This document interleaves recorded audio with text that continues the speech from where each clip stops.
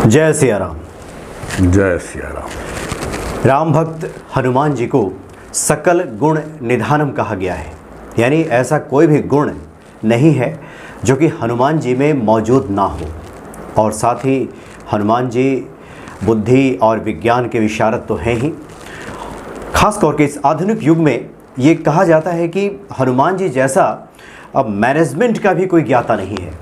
हनुमान जी की हम आराधना करते हैं, हनुमान जी की पूजा करते हैं और हनुमान जी के गुणों को हम अपने जीवन में उतारते हैं तो धीरे धीरे वो मैनेजमेंट के सारे गुण हमारे अंदर भी आने लगते हैं और जीवन के किसी भी क्षेत्र में फिर असफलता का हमें मुंह नहीं देखना पड़ता, यानी कि हम हर क्षेत्र में सफल होने लगते हैं। यानी भक्ति भाव से देखें तो हनुमान जी की कृपा तो प्राप्त होती ही है, लेकिन विशेष तौर पे कुछ चारित्रिक बलों का उदय भी हमारे जीवन में हो जाता है। इस विषय पे हम बात करेंगे वो कौन से गुण हैं, वो कौन से चारित्रिक गुण हैं जो कि हनुमान जी के साधकों के भीतर सहज ही विकसित होने लगता है, या हनुमान जी से क्या कुछ हमें सीखना चाहिए, इसके बारे में हम बात करेंगे। और इस वक्त हमारे सामने उपस्थित हैं आदरणीय शैलेंद्र वत्स जी। स्वागत है आपका। जी नमस्कार। जैसे कि मैंने जिक्र किया कि हनुमान जी सकल गुण निधानम उनको कहा गया है।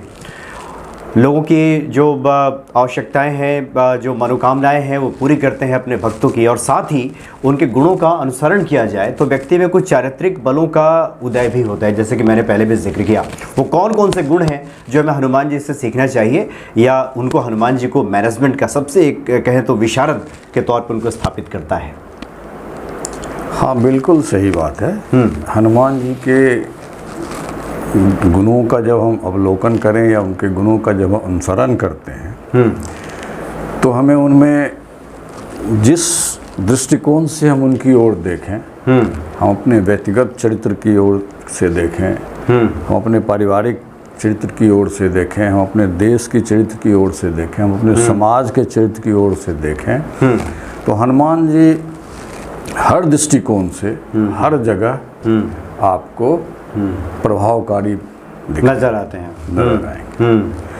आप मैनेजमेंट के दृष्टिकोण से यदि देखना चाहें हनुमान जी को तो एक कुशल मैनेजर जिसे कहा जा सकता है, जिसकी आम बोलचाल भाषा में लोग भी उदाहरण देते हैं कि देखिए ये तो हनुमान है, जो कहिएगा ये करके ले, बिल्कुल बिल्कुल, ये तो हनुमान है, या फिर ये बस संकट मोचन है। हाँ ये या इन्हें कोई काम कर दे दीजिए, ये तो एकदम पूरा कर देंगे।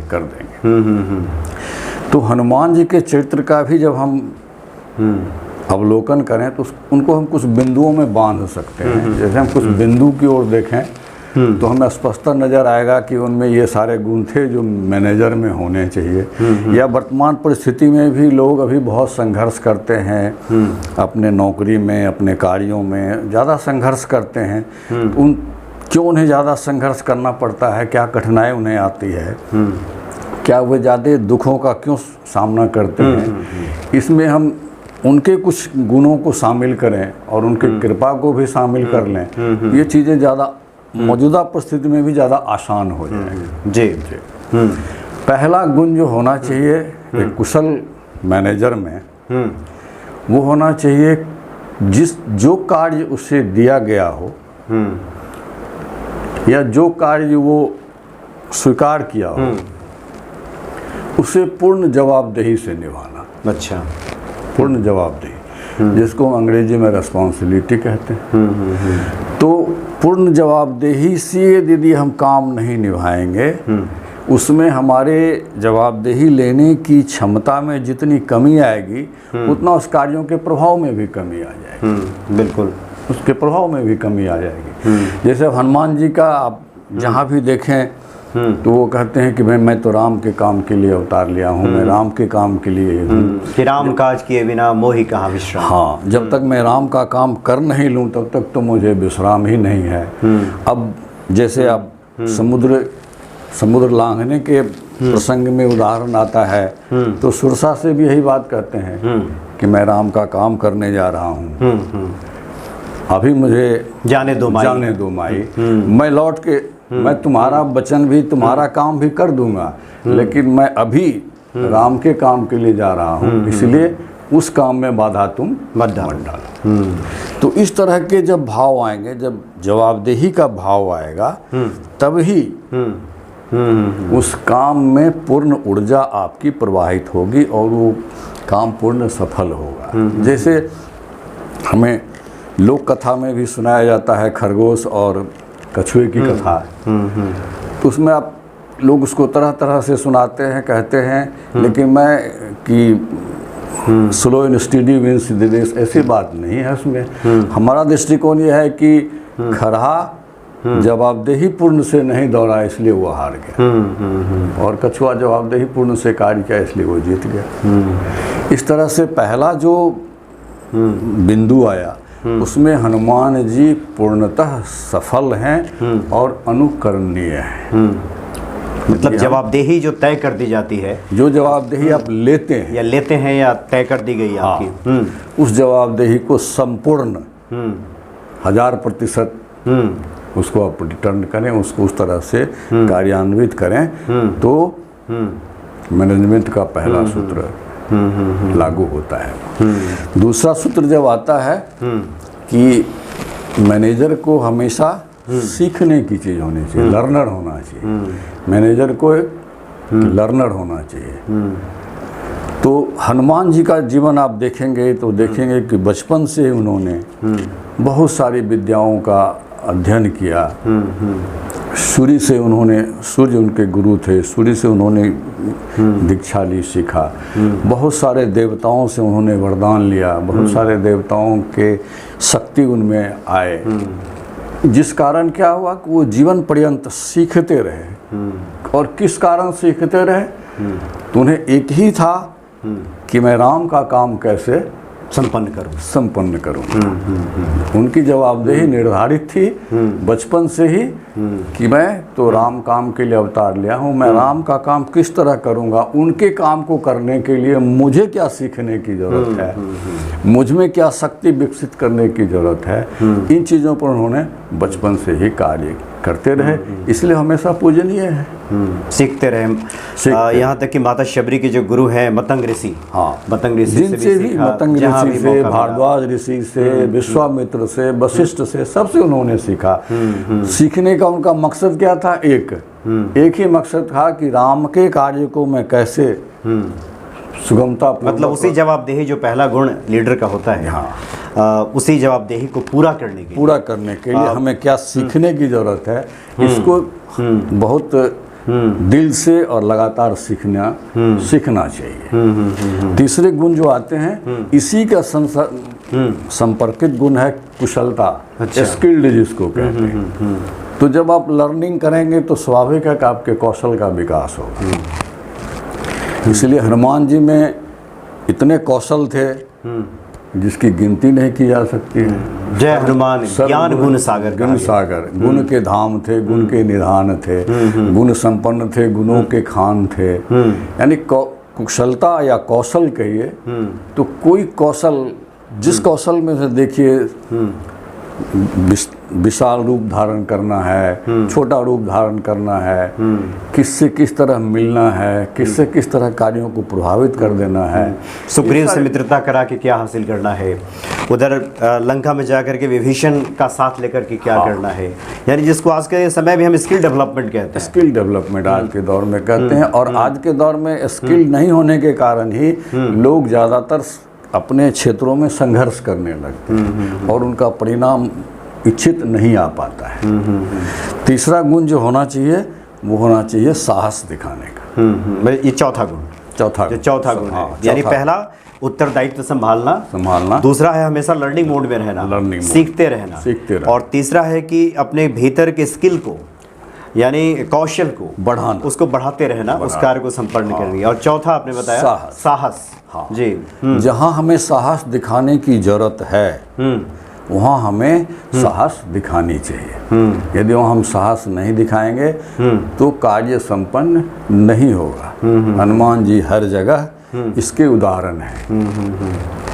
वो जिस जगह पर जिस साहस की जरूरत थी वो साहस उन्होंने दिखाया है, और वो साहस ही हम लोगों के लिए प्रेरणा का स्रोत होता है। जब हनुमान जी का आवाहन करते हैं तो हमें भी साहस आता है, शक्ति आती है, शक्ति का संचार होता है, आध्यात्मिक शक्ति का उदय होता है, जिस शक्ति के कारण हम अपने साहस दिखाने में समर्थ हो पाते हैं। जैसे कुछ उदाहरण के तौर पे इसको समझें, इस साहस वाले गुण को, तो क्या ये माना जाए कि जिस वक्त प्रभु राम ने मुद्रिका देकर कहा था कि सीता जी को आप दें, जब वो मिले तो कार्य तो यही बताया गया था, लेकिन चूंकि वहाँ पे अपने साहस के प्रदर्शन की बदौलत एक वहाँ पे भयग्रस्त माहौल बनाना था लंका में, अक्षय कुमार को मारा, पूरी लंका को जला डाला, और जहाँ जहाँ रावण के सामने सीना तान कर खड़े रहे वहाँ साहस से अपनी बातें रखी। बिल्कुल, तो ये साहस का उदाहरण इसको बिल्कुल मान सकते हैं। बिल्कुल, कहीं भयभीत हनुमान जी को कहीं भय नहीं दिया, भय में नहीं देखा गया। इसलिए हम लोग भी जब कहते हैं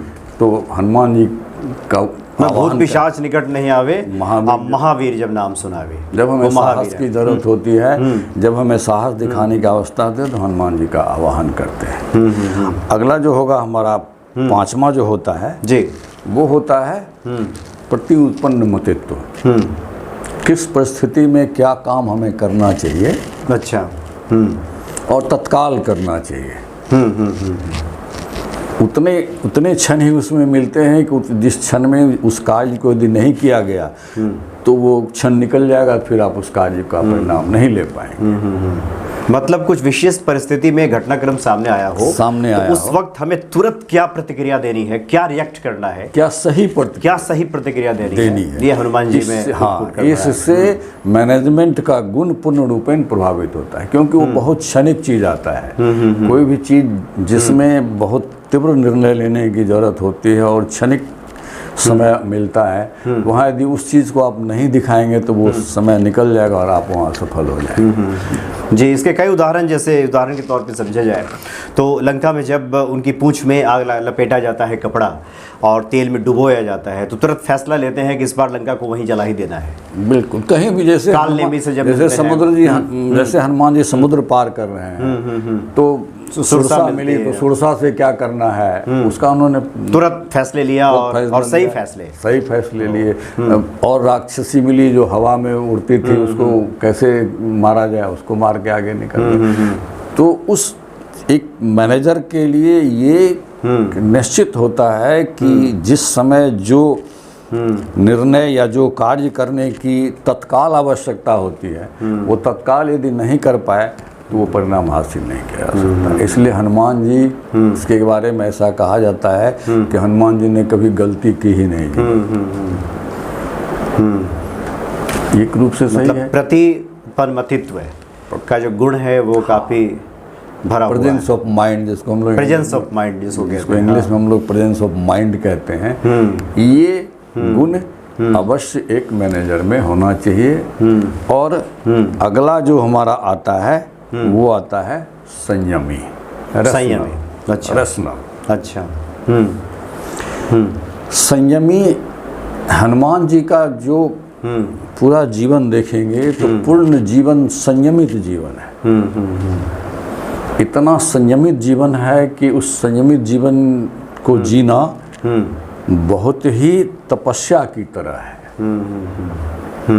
उस संयमित जीवन को जीना तपस्या की तरह है। जैसे हनुमान जी को कहा जाता है कि बाल ब्रह्मचारी हैं, तो बाल ब्रह्मचारी संयमित आदमी नहीं होगा तो बाल ब्रह्मचारी हो नहीं सकता है। हनुमान कार्य के लिए, साधना के लिए,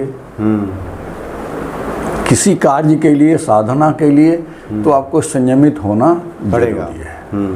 आप इसका उदाहरण हर जगह हनुमान जी जहाँ भी गए हैं उन्होंने संयम का परिचय दिया है। युद्ध में भी, रावण के सामने भी, कहीं भी जो उदाहरण उनके जीवन का आप लें, जहाँ से बाल्यकाल से उसका उदाहरण लें। एक प्रसंग आता है कि बाल्यकाल में उन्होंने मुनि से कुछ असंयमित व्यवहार किया। हाँ, जिससे उनको शाप मिल गया। तो इसका उन्होंने एक तरह से ऐसा कहा जाए कि उसका सीख उन्होंने जीवन भर लिया कि अब मैं कोई असंयमित कार्य नहीं करूंगा। जिसमें कहा गया कि जब तक आपका बल याद न दिलाया जाए तब तक आपको याद ही नहीं आएगा। हाँ, तो ये संयम मतलब रैशनल होता है, इंग्लिश में रैशनल कहें। तो जब भी इरेशनलिटी आएगी तो इरेशनलिटी हमारे बहुत सारे कार्यों को नुकसान कर देगा और हमारा फोकस जिसको कहते हैं, जहाँ हम एक कार्य के लिए जहाँ निर्धारित हैं उस निर्धारण में फ़र्क आ जाएगा। और हमारा जब फ़र्क आएगा तो संयमी नहीं होंगे तो हमारे परिणाम में भी अंतर आ जाएगा। अगले जो गुण होते हैं वो होते हैं विनम्रता। अच्छा, विनम्रता के विनम्रता का अर्थ ये होता है कि इसे विनम्र होना। विनम्र ये चीज़ नहीं है कि आप बहुत हम्मुल हैं, बहुत अच्छी तरह से बात करते हैं, बहुत सुंदर तरीके से बात करते हैं, ये चीज़ नहीं। विनम्रता वो होनी चाहिए कि आपके कार्यों को आगे ले जाने में वो चीज़ कैसे सहायक होगा। जिन कार्यों के लिए आप प्रयुक्त हुए हैं या जिन कार्यों की जवाबदेही दी गई है उनमें आपकी उदंडता भी उस चीज़ों को बिगाड़ सकती है। तो आपका ये आपका विनम्रता उस ढंग से वहाँ उपयोग हो कि वो कार्य अधिक संपन्न हो। यानी उसको एक तरह से दूसरे से कहा जाए कि मर्यादित होना, अपनी मर्यादा का कभी उल्लंघन नहीं करना, और साथ ही दूसरों की तुलना करके अपने में अहंकार नहीं आना। यदि आप दूसरे से तुलना करके और अपने में अहंकार आ गया, हनुमान जी को ये अहंकार हो जाता है कि मैं तो सबसे बलशाली हूँ, मेरे सामने तो कोई नहीं है, तो फिर वही रावण की श्रेणी में चले जाते। इसलिए जब जब इस तरह की बातें आई भी, यहाँ तक कि श्री राम ने भी जब सराहना की, जब हनुमान जी की बहुत से बड़े बड़े कार्य उन्होंने किए, लेकिन फिर भी तब भी उन्होंने कहा कि तव प्रताप रघुराई, ये सब आपका ही प्रताप, आपका ही प्रताप, हमने कुछ नहीं किया, हमने तो कुछ नहीं किया है, हमारा तो कोई इसमें हाथ ही नहीं है। हाँ, ये तो आपके प्रताप से हमने सब किया। आपके प्रताप। ये विनम्रता होनी चाहिए कि आप जिन कार्यों को कर रहे हैं उसमें किस तरह से अपनी विनम्रता और संयम और मर्यादा का उपयोग करेंगे, जो कार्य दूसरे के लिए अनुकरणीय हो जाए। और इसलिए हनुमान जी का जीवन हर दृष्टिकोण से हर जगह पूर्ण अनुकरणीय है, और उनके जीवन का यदि अनुकरण किया जाए तो वर्तमान परिस्थितियों में जो आदमी इतना संघर्ष कर रहे हैं, जो इतनी परेशानियां मुसीबत झेल रहे हैं, उनकी बहुत सारी मुसीबतें आसान हो सकती हैं यदि वो संयमी हो जाए, यदि वो ज़्यादा तुलना दूसरों से न करें तो उनका दुख तकलीफ घट जाएगा। और आगे जब आता है उसमें आता है लीडरशिप, नेतृत्व क्षमता, नेतृत्व की क्षमता। ये तो बहुत वास्ट स्पेक्ट्रम है। अच्छा, लीडरशिप का स्पेक्ट्रम, लीडरशिप में बहुत सारे गुण होते हैं, उन चीज़ों की हम चर्चा नहीं कर सकते हैं, लेकिन एक ही चीज़ लीडरशिप के लिए है कि जो लोग आपको मिले हैं उनको आप कैसे साथ लेके चल सकते हैं, कितनी अच्छी तरह से उन्हें साथ लेके चलते हैं आप, और कितनी अच्छी तरह से उनका सहयोग आप लेते हैं। ये दोनों में आप कुशल हैं तो आप अच्छे लीडर हैं। जी हाँ, जो लोग आपको मिले हैं उनको किस तरह से साथ लेके चलते हैं, उसका किस तरह से सदुपयोग करते हैं, ये गुण आपको मिल गया तो आप लीडर हो। हनुमान जी को भी वानर युद्ध मुख्यम कहा गया, जिसका नेतृत्व प्रदान करते थे हनुमान जी, और किस व्यक्ति को कहाँ पे कितना उसका साथ लेना है, और राम रावण युद्ध में रावण को परास्त करने के लिए किसकी कितनी सहायता की आवश्यकता पड़ेगी, किस प्रकार से उसका सहयोग लिया जाए, इसके हनुमान जी आप उदाहरण है। प्रसंग हमेशा रामायण में इस तरह से देखेंगे आप कि जिन जिन कार्यों को हनुमान जी ने संपादित किया है, तो आपको ऐसा लगेगा कि यदि वहाँ हनुमान जी नहीं होते तो ये कार्य होता ही नहीं। लेकिन उस परिस्थिति में भी उस कार्यों को करके भी हनुमान जी को कहीं ये अभिमान इस बात का नहीं है, या उसको कहिए घमंड है, हाँ। इस बात का घमंड नहीं है, इस चीज़ का वो सेखी कहीं नहीं बघार रहे हैं कि हमने तो ये कर दिया, हमने तो वो कर दिया, हमने तो। आज के दिनों में ऐसी ये चीज़ें ज़्यादा लोगों को परेशान करती हैं कि वो छोटी सफलता में ही इतने मतलब नेतृत्व प्रदान करने वालों को इस शेखी से बचना चाहिए। हाँ, इतने वो छोटी सफलता में ही इतने बौरा जाते हैं कि वो उनका इतराने लगते हैं कि उनका मूल लक्ष्य ही लक्ष्य ही गुम हो जाता है। जी। और अगली चीज होती है नमा, जिसको सबसे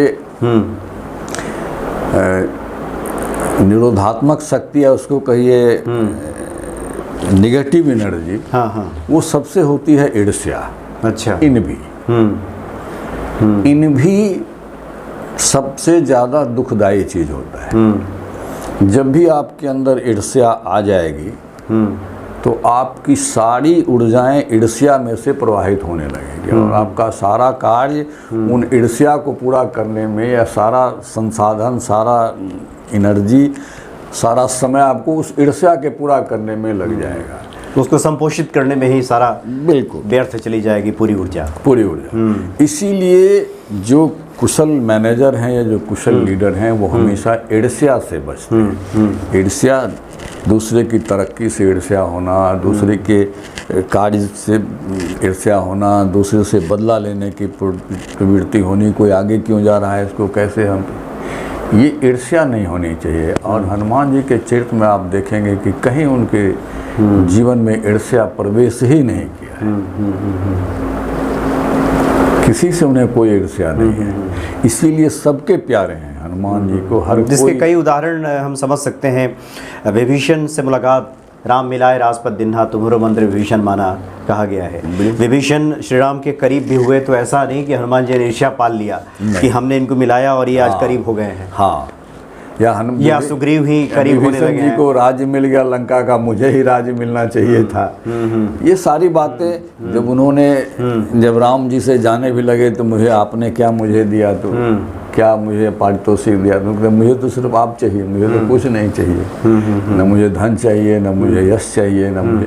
तो इन चीज़ों से निर्लिप्त होना ये सबसे बड़ा गुण होता है जो आदमी को आगे बढ़ने में सहायक होता है। क्योंकि ऐसा देखा जाता है अमूमन लोग अच्छे मैनेजर, अच्छे पदों पर गए लोग ईर्ष्या के कारण बर्बाद हो जाते हैं, और ईर्ष्या के कारण ऐसे बहुत सारे कार्य कर गुजरते हैं जो अशोभनीय होता है या जो उनके लिए घातक होता है, या जिसके कारण वो खुद मिट जाते हैं, दूसरे को मिटाने में खुद भी मिट जाते हैं, ऐसी ईर्ष्या पाल लेते हैं लोग। और अंतिम जो होता है वो एक मैनेजर के लिए होता है कि अपने कैपेबिलिटी पर अहंकार नहीं होना चाहिए, मतलब खुद की क्षमता पे अहंकार ना। हाँ, खुद की क्षमता पे कभी अहंकार नहीं होना चाहिए।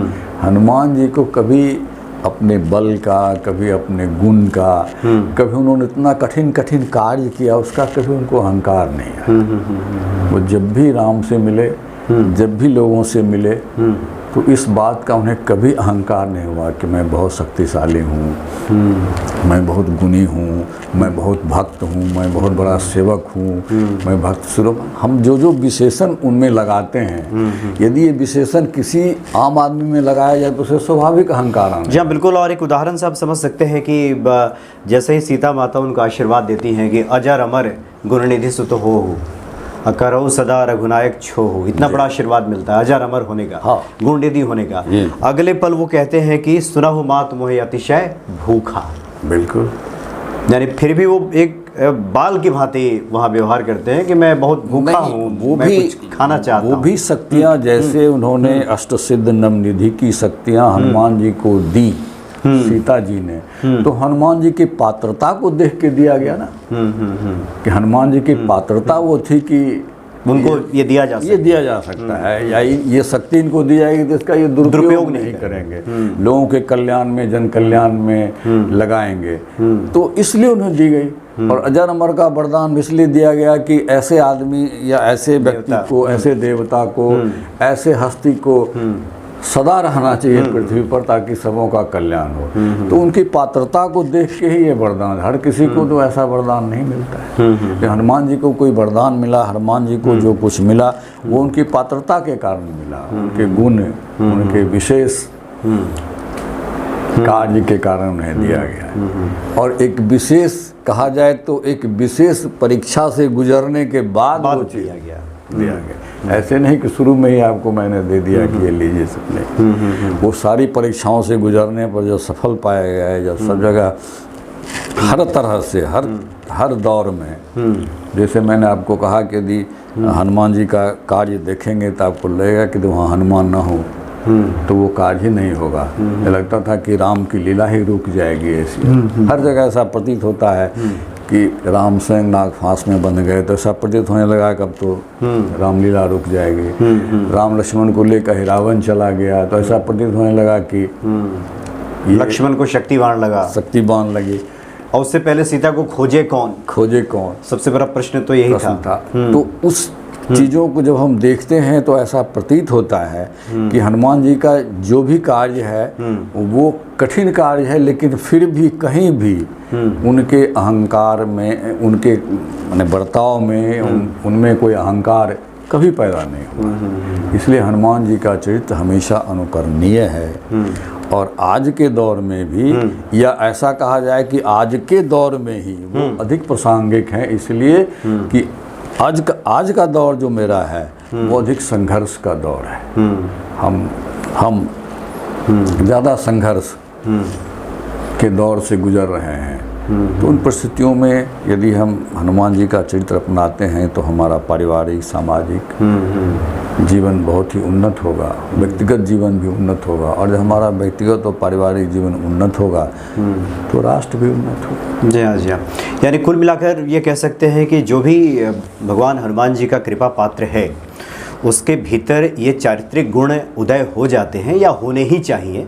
इसका अनुकरण होना भी चाहिए। अगर इसको हम हनुमान चालीसा से समझें तो तुलसीदास जी ने भी साफ लिखा है कि संकट से हनुमान छुड़ावे, मन कर्म वचन ध्यान जो लावे। यानी मन से, कर्म से, वचन से, ध्यान से जो लाता है इसको, यानी अलाइनमेंट करता है, इन सब चीज़ों को जोड़ता है, तो उसको हनुमान जी संकट से छुड़ा देते हैं। हाँ, ये अमूमन ये ऐसी कोई चीज़ें नहीं हैं कि हम 2 दिन हनुमान जी के पास गए और सारी चीज़ें बदल जाएगी, 2 दिन हम कोई हनुमान चालीसा पढ़े सारी चीज़ें बदल जाएगी, ऐसी बातें नहीं होती हैं। लोग ऐसा ही समझते हैं कि कुछ ऐसा हो जाएगा, ऐसी बात नहीं। ये जीवन पर्यंत चलने वाली प्रक्रिया है, चलने वाली प्रक्रिया है। तुलसीदास ने लिखा भी है, मन से भी, कर्म से भी, वचन से भी, ध्यान से भी, और हर तरह से आप इसमें उतरे। पूर्ण जीवन से, पूर्ण समय हनुमान जी का पूर्ण जीवन राम के लिए समर्पित है। हनुमान जी कहीं दूसरे कार्य के लिए हैं ही नहीं।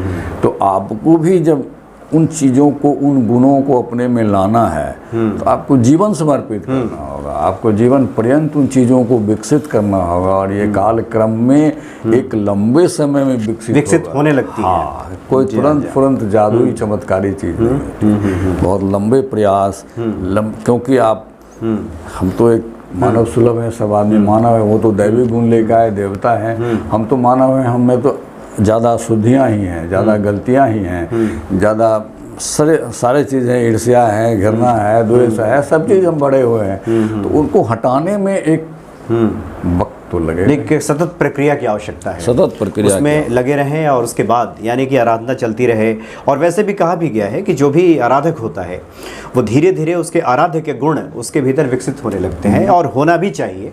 तभी आराधना का आप जैसे जैसे आगे बढ़ते जाएंगे, जब आपके अंदर से धारा प्रवाहित होने लगेगी और आपके इष्ट की धारा आप में आने लगेगी, तो 2 तरफी धारा जब प्रवाहित होने लगेगी तो आपका जो चीज़ आप जैसे आप जितना विकसित होते जाएंगे वैसे वैसे हनुमान जी आपको देते जाएंगे। जी हाँ, जी हाँ। तो ये बहुत आवश्यक है आज के समय में भी कि हनुमान जी से ये सीखने की, उसका अनुकरण करने की, और तभी ये कहा जाए कि सच्चे अर्थों में हनुमान जी की कृपा व्यक्ति को प्राप्त होगी। बहुत बहुत धन्यवाद आपका, आपने काफ़ी अच्छी जानकारी दी, और हम समझते हैं कि निश्चित तौर पे ये लोगों के लिए काफ़ी लाभदायक सिद्ध होगी, और जीवन में ये इस चारित्रिक बदलाव के जरिए सफलता कदम चूमेगी। बहुत बहुत धन्यवाद आपका। जी नमस्कार। जय सिया राम। जय सिया राम।